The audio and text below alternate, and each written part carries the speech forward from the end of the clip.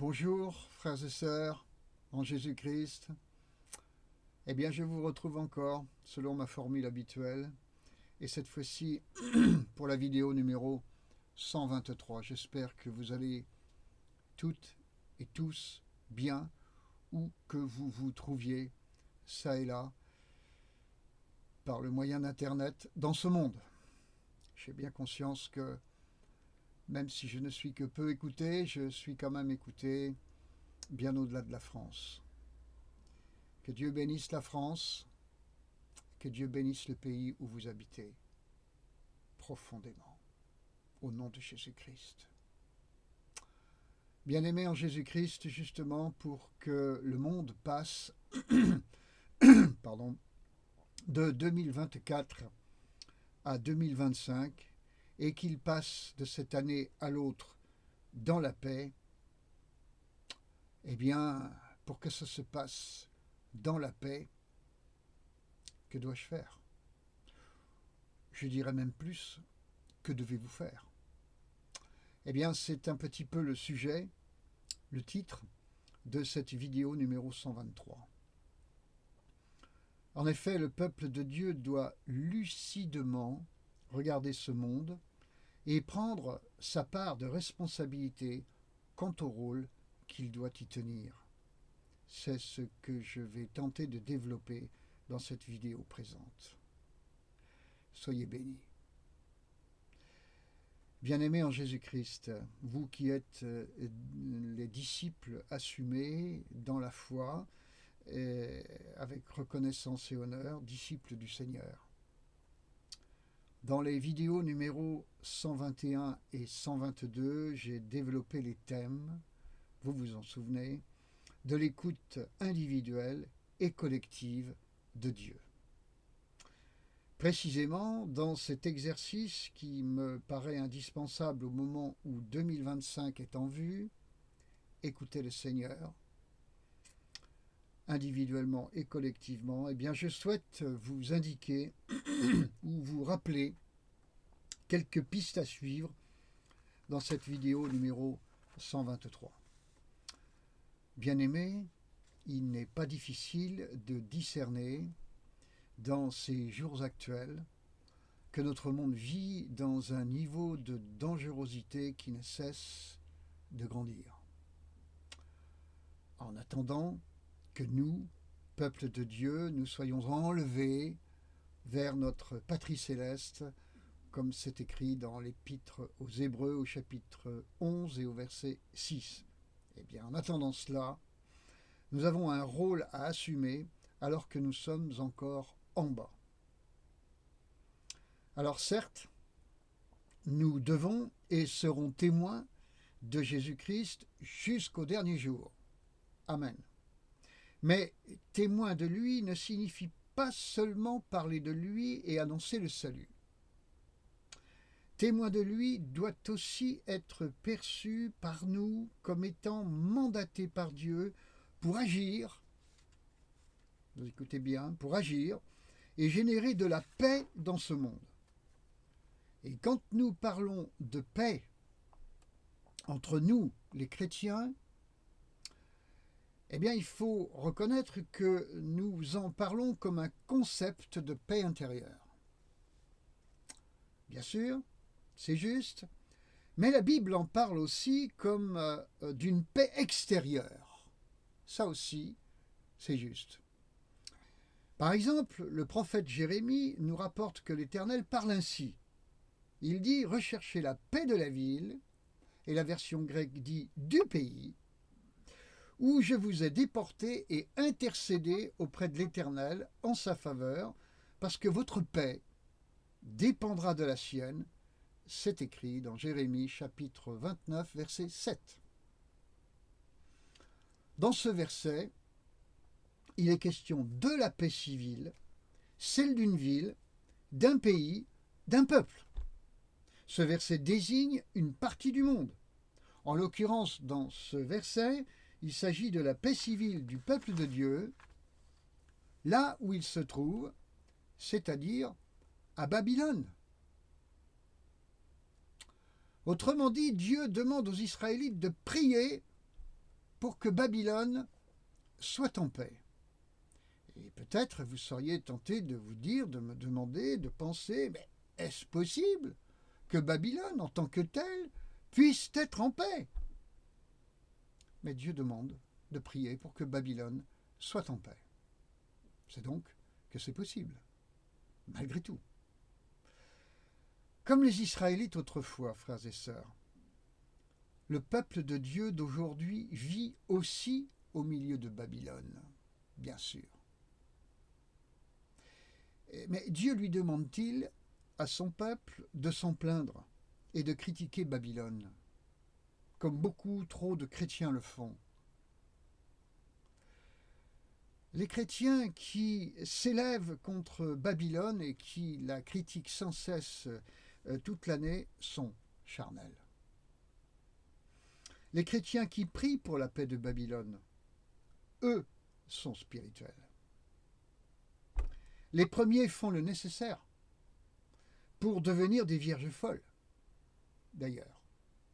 Les seconds font le nécessaire pour devenir des vierges sages, eux. Nombre de chrétiens charnels, et plus spécialement faussement spirituels, ont cet argument suivant. Faut-il bénir les poubelles de ce monde?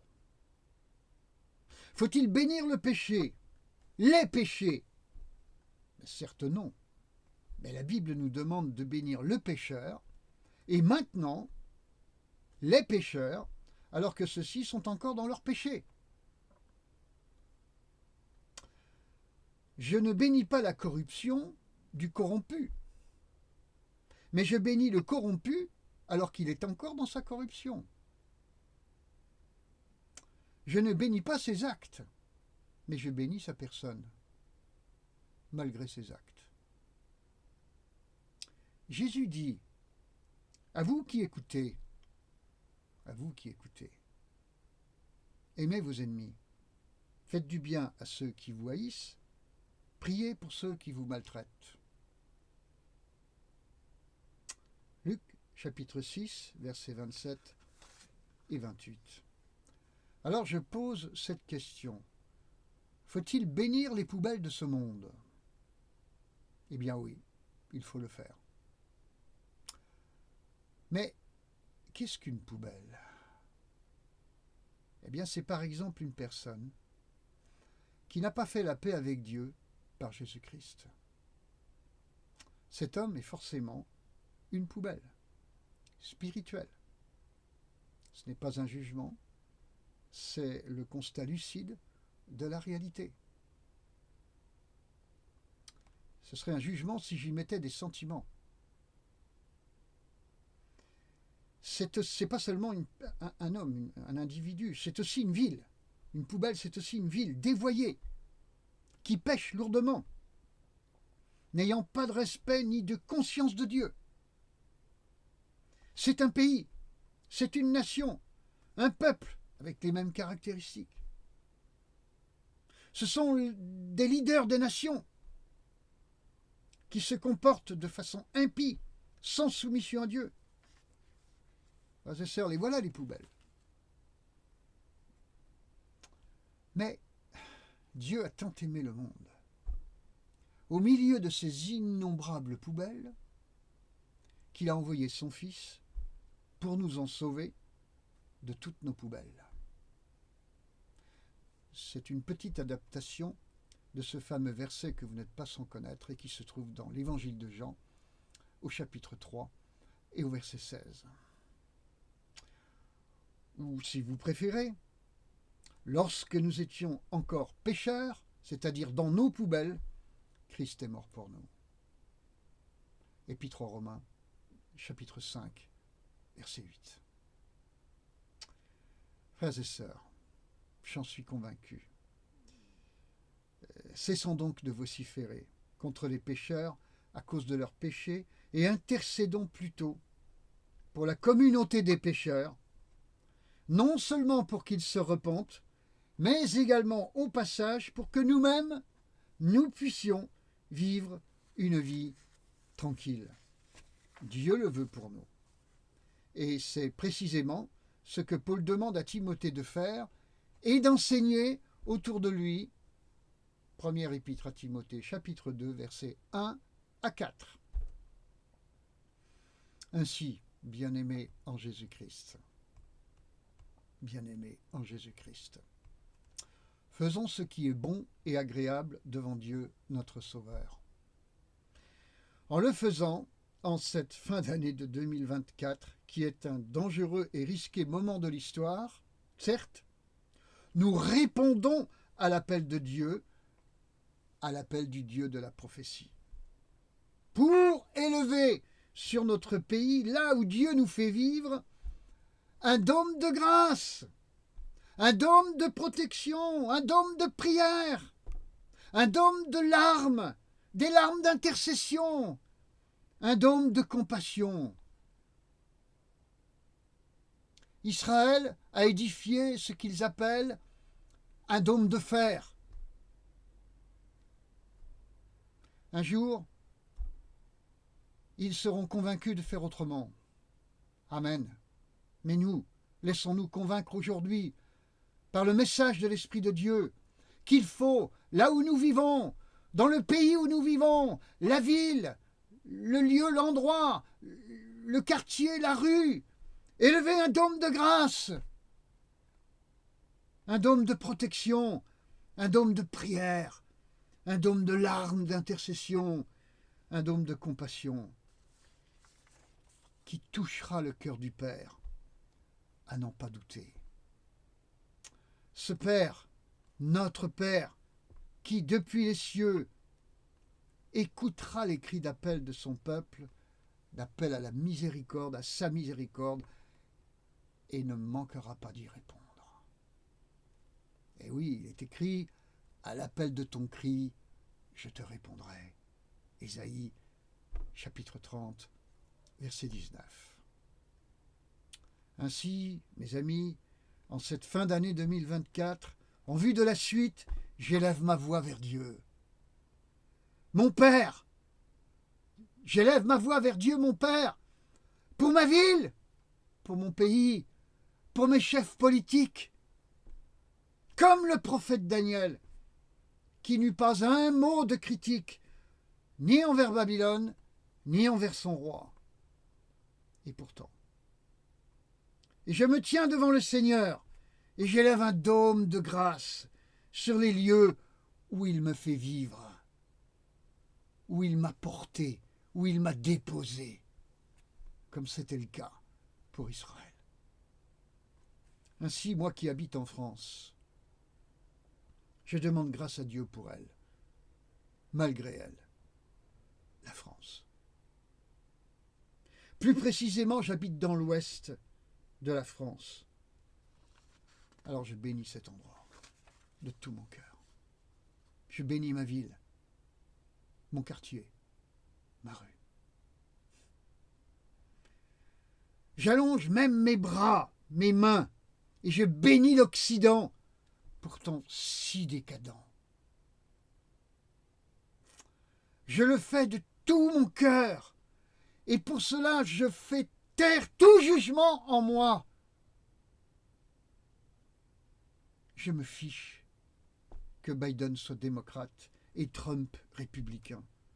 Ce n'est pas mon problème. Mon problème, c'est de les bénir tous les deux. Je bénis la Russie et Poutine, qui nous menace de bombardement fatal. Je bénis Vladimir Poutine, je le bénis. Alors même qu'il serait tenté, qu'il est tenté d'appuyer sur le bouton. Je remets son doigt dans la main de Dieu. Je demande grâce à Dieu pour la France et l'Occident. Grâce, Seigneur. Et que mes frères d'Afrique, par exemple, en fassent autant pour leurs pays respectifs. Amen. Par exemple. Voici ce que dit le Seigneur qui ne change pas, mes bien-amis, mes bien-aimés. Il dit, si je trouve 50 justes dans Sodome, je pardonnerai à toute cette localité à cause d'eux. Genèse, chapitre 18, verset 26. À cause d'eux. Eux, les justes.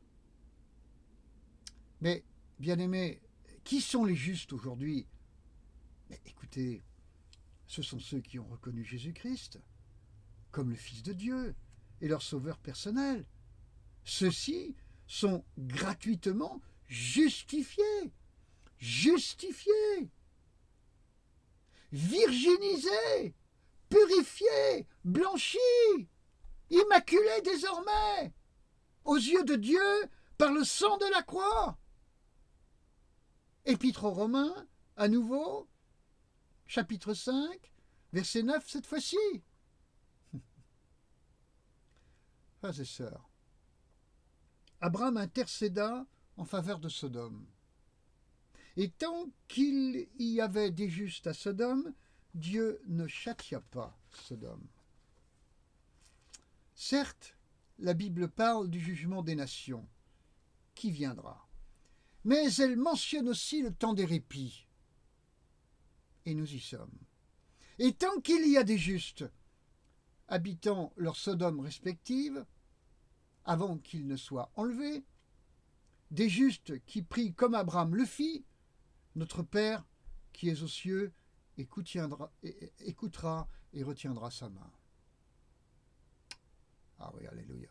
Il retiendra surtout et aussi la main des insensés, quel que soit le pouvoir politique et militaire qu'ils ont.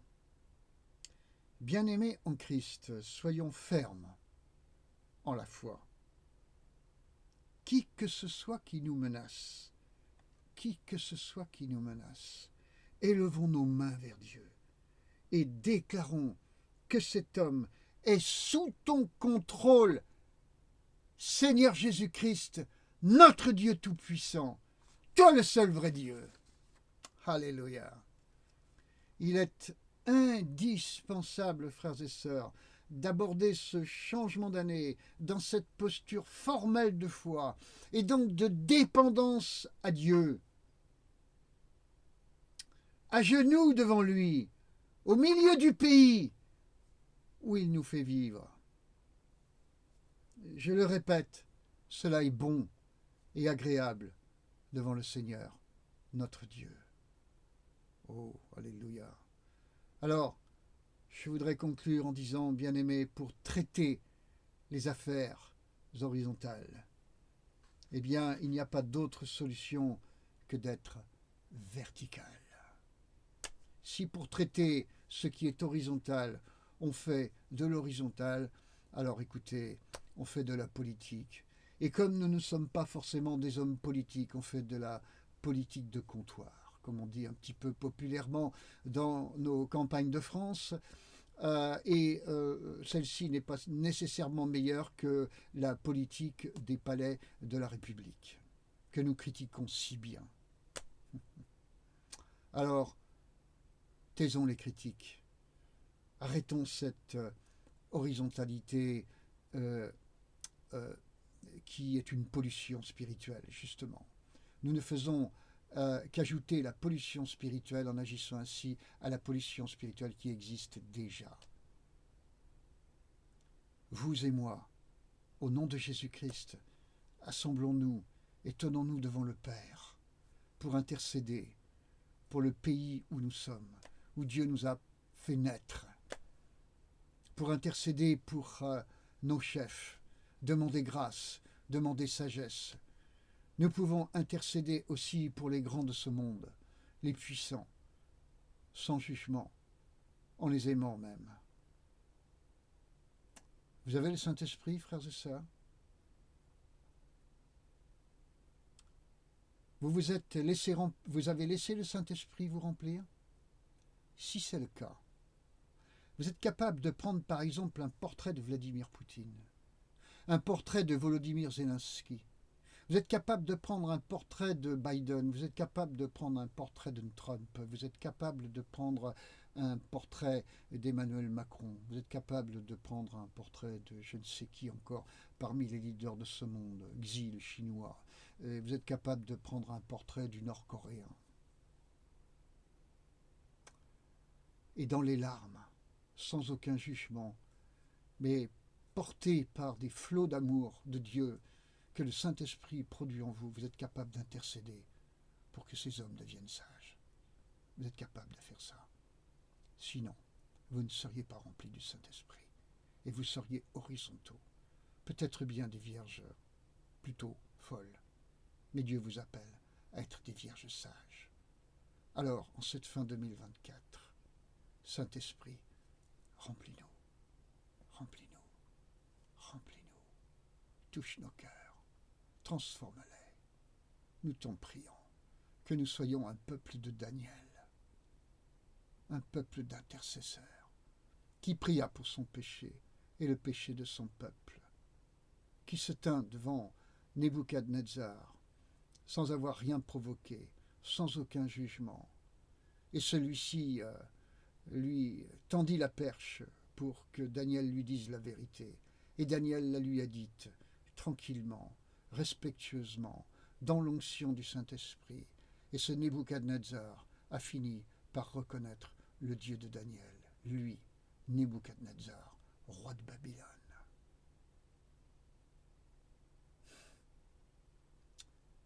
Saint-Esprit, touche-nous, nous avons du chemin à faire. Pardon pour nous tous qui sommes tellement charnels. Pardon, Seigneur. Touche-nous, Seigneur, pour que nous devenions des hommes et des femmes verticaux, des intercesseurs, qui intercèdent avec des cœurs répandus devant toi. Merci de le faire, Seigneur. Au nom de Jésus-Christ. Amen. Au revoir, mes amis.